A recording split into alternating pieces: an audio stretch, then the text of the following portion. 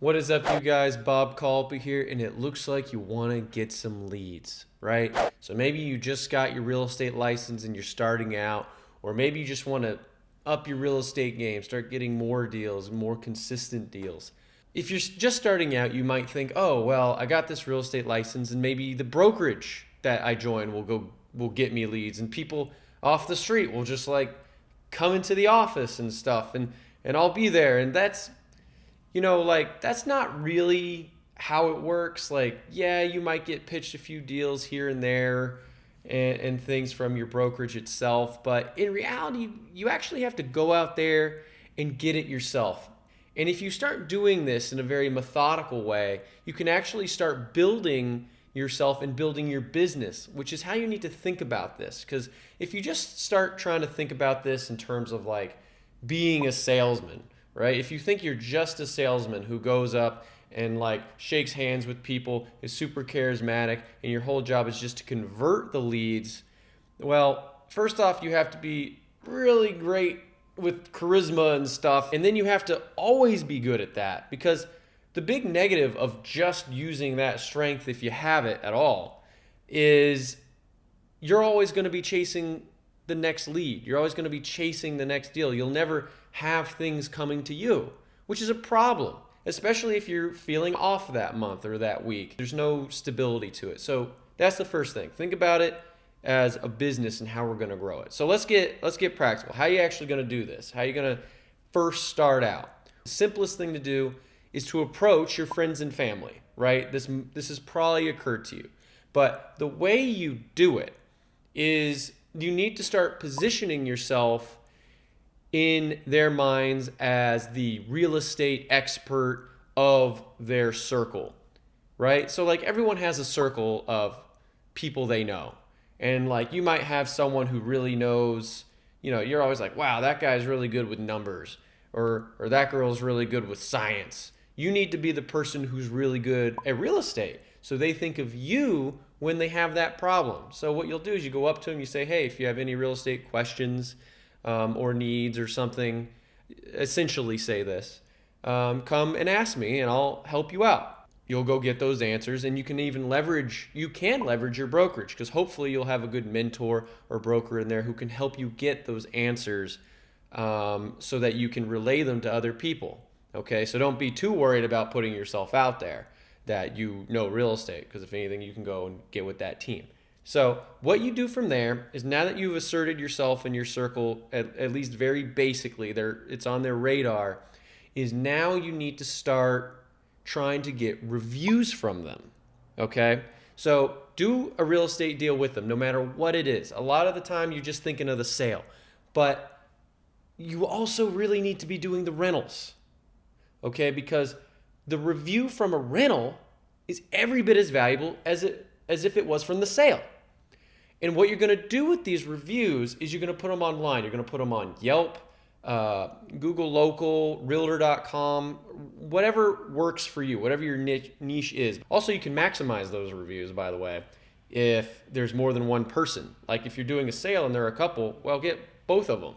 Or if they're roommates and you're young and they did a rental, which is the case a lot of the time with people in my age group and younger, a lot of times there's like 4 roommates there. Well, get 4 reviews. Why get 1, right? You just quadrupled what you can get out of that, because you did help all of them if they were your clients and they moved into this place, right? And that will start building you up both inside your circle of influence and especially outside your circle, right?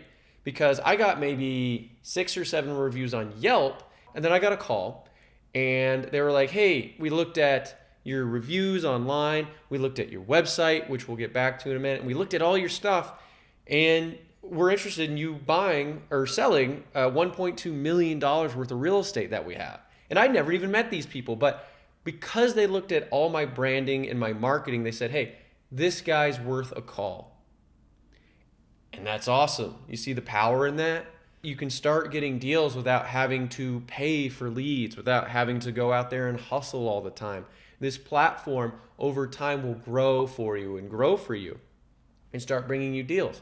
And also it'll help you convert deals of the people you actually find, because the best sale in the world where you actually get a client, where you sign the agreement that now they're your client, is when they've convinced themselves that you're the right person, not you twisting their arm convincing them.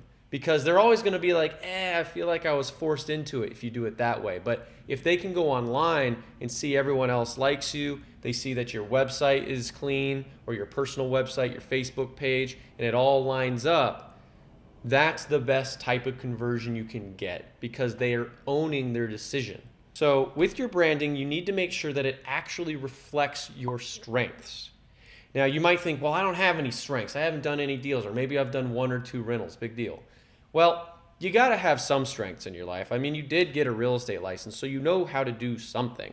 You just need to emphasize it. Like, if you joined a really exclusive, really great brokerage, then that can actually be one of the strengths, because hopefully you have a team there that you can rely on, and that can be good, especially if you're new, because it's like, well, I don't want to put it all on my biggest financial decision on you, but you know, the broker's a big deal, been around 40 years, and they're working with you.